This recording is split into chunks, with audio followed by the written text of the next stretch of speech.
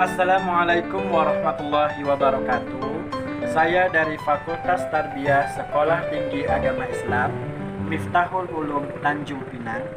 Perkenalkan, nama saya Ari Purnomo, jurusan Pendidikan Guru Madrasah Ibtidaiyah semester 4, mata kuliah Akidah Akhlak, dosen pengampu Siti Maria MPDI.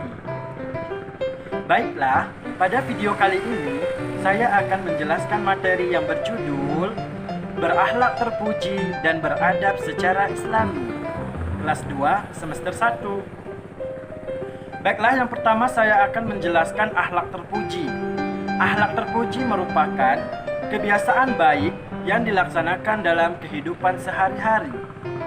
Sebagai umat Rasulullah Sallallahu Alaihi Wasallam, kita harus mencontoh akhlaknya yang baik.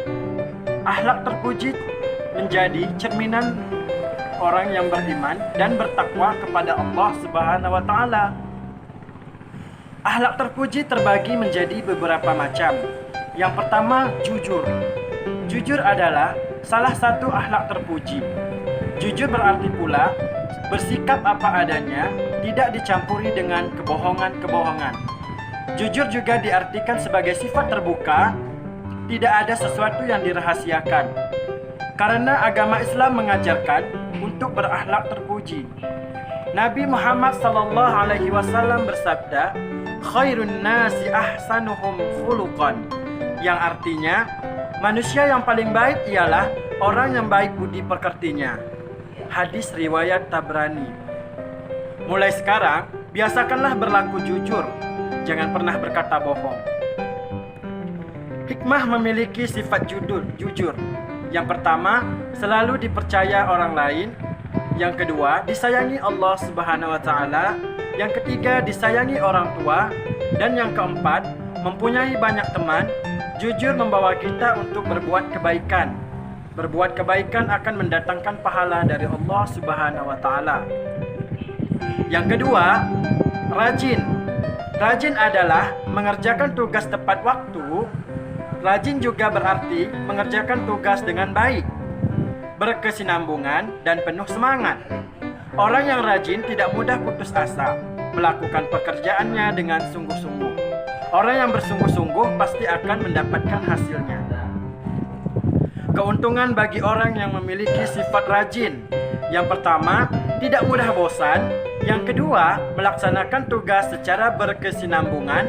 Yang ketiga, hasilnya dapat dirasakan. Yang keempat, mudah tercapai cita-cita. Yang kelima, ada keinginan untuk maju. Yang keenam, penuh dengan harapan. Yang ketiga, percaya diri.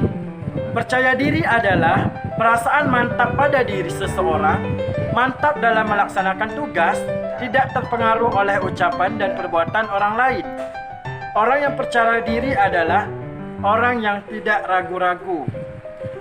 Rasa percaya diri seseorang dipengaruhi oleh yang pertama itu ilmu, yang kedua harta, yang ketiga bentuk tubuh, yang keempat keturunan, yang kelima agama. Orang yang pintar lebih percaya diri daripada orang bodoh. Ciri-ciri orang yang percaya diri. Yang pertama, yakin dalam melaksanakan tugas. Yang kedua, teguh pendirian. Yang ketiga, tidak mudah terpengaruh oleh ucapan dan perbuatan orang lain. Yang keempat, mantap dalam tindakan. Yang kelima, menghindari rendah diri. Yang keenam, menghindari ketergantungan. Yang ketujuh, menghindari keraguan-raguan. Hikmah orang yang percaya diri. Yang pertama, berjiwa mandiri. Yang kedua, berpikir positif. Yang ketiga, berani. Dan yang keempat, tidak mudah putus asa. Yang kelima, memiliki kepribadian yang mantap. Yang selanjutnya, beradab secara Islami. Yang pertama, adab belajar. Belajar sama dengan menuntut ilmu. Menuntut ilmu dianjurkan bagi setiap muslim, baik laki-laki maupun perempuan. Keutamaan belajar yang pertama, keutamaan belajar menuntut ilmu banyak sekali. Belajar sama dengan ibadah. Orang yang belajar akan mendapatkan pahala dari Allah Subhanahu wa taala. Seorang pelajar harus memperhatikan adab-adab belajar agar ilmu yang dituntutnya bermanfaat. serta mendapatkan ridha Allah Subhanahu wa taala. Yang kedua, adab belajar di sekolah. Yang pertama, mempunyai niat. Yang kedua, memberi salam kepada guru ketika datang ke sekolah. Siswa memberi salam kepada guru, bersalaman dengan mencium tangan sebagai tanda penghormatan. Yang ketiga, membaca doa sebelum belajar. Sebelum belajar, hendaklah membaca doa. Mulailah dengan membaca basmalah, kemudian membaca doa sebelum belajar. Yang keempat, bersikap sopan santun terhadap guru adalah yang memberikan ilmu kepada kita. Yang ketiga, adab mengaji. Mengaji berarti membaca Al-Quran. Al-Quran adalah kitab suci umat Islam. Allah menurunkan Al-Quran kepada Nabi Muhammad SAW melalui perantara malaikat Jibril. Seluruh ayat Al-Quran adalah wahyu Allah, bukan buatan manusia. Adab mengaji antara lain, yang pertama berwudu, yang kedua memakai pakaian yang bersih atau suci, yang ketiga membawa Al-Quran dengan sopan, yang keempat menghadap kiblat, yang kelima tidak tergesa-gesa, yang keenam sesuaikanlah dengan bacaan tajwidnya, yang ketujuh sebagaimana firman Allah Subhanahu wa taala. Baiklah, hanya ini yang dapat saya sampaikan. Semoga bermanfaat untuk kita semua.